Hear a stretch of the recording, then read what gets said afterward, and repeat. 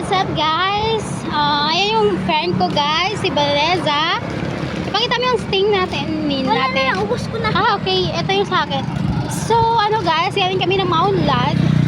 Nagpapangalamig ng ulo. Kasi sobrang stress ko kanina guys. Parang, ang pagod-pagod. Nakakapagod. Sobrang pagod ko kanina. As in, parang mawawasak na yung ulo ko dahil sa pagod. At saka stress. So yun, naisipan namin na mag-walking hanggang nakarating kami ng Mount Lad dito sa Surala. Lakad lang namin. Oo, nagabihan kami. Dahil ano guys, hindi naman sa nagtitipid, kaya lang gusto lang namin maglalakad. Kasi ano, alam naman natin si God, laging nandyan sa atin, laging nandibabantay sa atin. So ayun, naglalakad lang kami. So medyo nakakatakot guys. So kanina kasi merong nag-stop na sasakyan. Sobrang natakot yung kasama ko guys. So pati ako natatakot na din, pero hindi ako nagpapahalata kasi baka tumawa yung tingnan sa loob. Hindi naman kami inaano, tapos natakot kami. So ayun, ay nakakapagod talaga guys sa maglakad, pero para maano yung ma-release para mawala yung stress ko. Kaya ito, naglalakad kami, kumakain ng biskuit, ganun.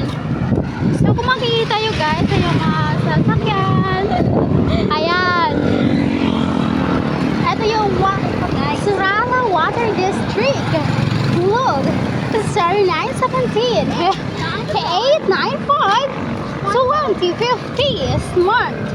And yeah. So yun guys, huwag na namin pakapusin guys. Huwag namin guys, baka tuwagan nyo. Water District yan ng Surala. So eto, nakakapagod talaga. Pero hindi ito nakahati sa stress ko kanina. Hindi ako makatulog dahil sa marami kong iniisip guys. Hindi ko ma-share sa inyo kasi napaka confidential. 7-11 pa lang tayo guys. 7-11 na yan guys. Oh, hindi pa kami nakahati.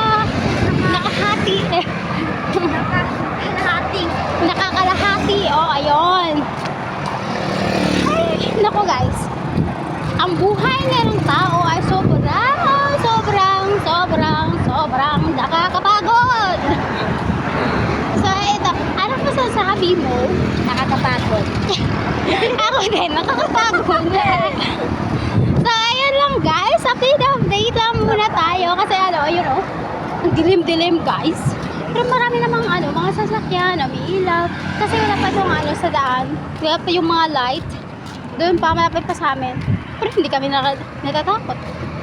Kasi alam natin, Kasi nandyan si God. God is always there for me. Yes. For us. So that's why trust in the Lord with all our heart. Okay, follow nyo siya guys. Yes. Si Vanessa Corrido. Yeah. Sa yung Facebook page. Yeah, follow me. Same kami ng course guys. BS DevCom, Bachelor of Science in Developing Communication.